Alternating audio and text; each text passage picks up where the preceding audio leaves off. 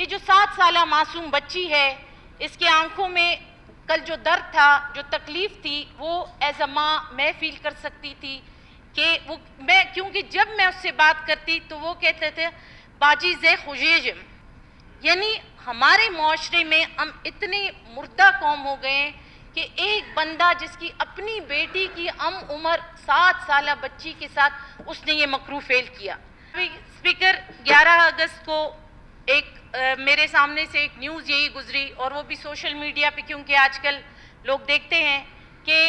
کوئٹہ میں ایک بچی کے ساتھ زیادتی ہوئی ہے، 7 سال کی معصوم بچی۔ اس کے بعد پتہ چلانے کی کوشش کی تو شاید اس کے پیرنٹس اس کو لے گئے تھے ہاسپٹل سے۔ اس کے بعد کل صبح جب مجھے پتہ چلا کہ دوبارہ اس بچی کی طبیعت خراب ہوئی ہے، اس کے پیرنٹس دوبارہ اس کو ہاسپٹل لے کے آئے ہیں، میں وہاں پہ وزٹ کرنے گئی۔ جناب اسپیکر، یہ تصویر شاید میرے بہت سے لوگوں نے یہ دیکھی ہوگی، میں نے ٹویٹر پہ بھی چلائی اس بچی کی تصویر۔ یہ جو 7 سالہ معصوم بچی ہے، اس کے آنکھوں میں کل جو درد تھا، جو تکلیف تھی، وہ ایز اے ماں میں فیل کر سکتی تھی کہ کیونکہ جب میں اس سے بات کرتی تو وہ کہتے تھے باجی زے خوشیجم، مجھے اتنی پشتو نہیں، یعنی مجھے بولنی نہیں آتی تھی۔ میں نے اس سے بارہا پوچھا آپ کے ساتھ کس نے، تو جس بندے کا وہ نام لیتی تھی وہ کہتی تھی بابا نے کیا ہے۔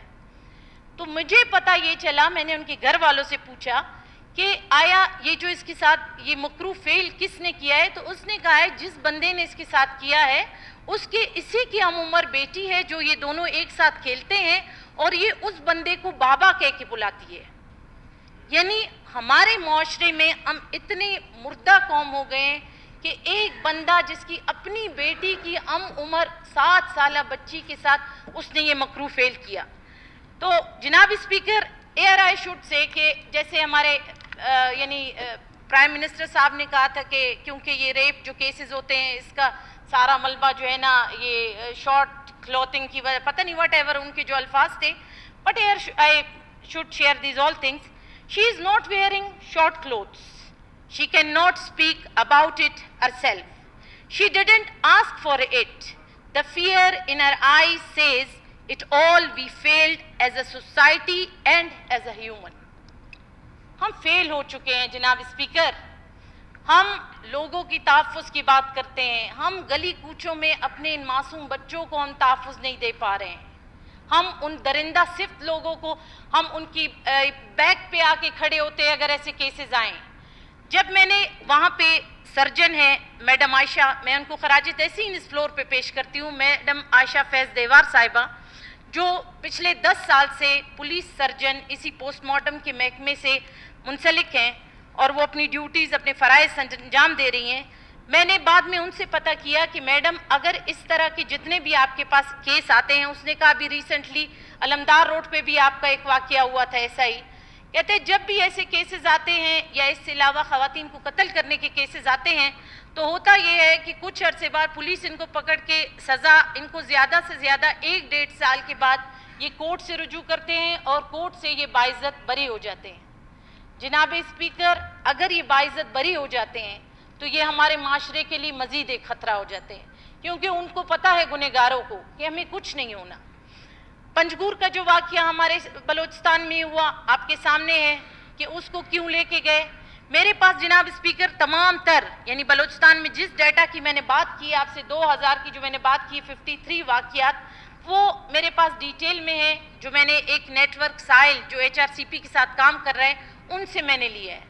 کتنے بچے قتل ہوئے ہیں، کتنے ریپس ہوئے ہیں بلوچستان میں ان بچوں کو، صرف بچوں کا ڈیٹا میں نے آپ کو دیا ہے۔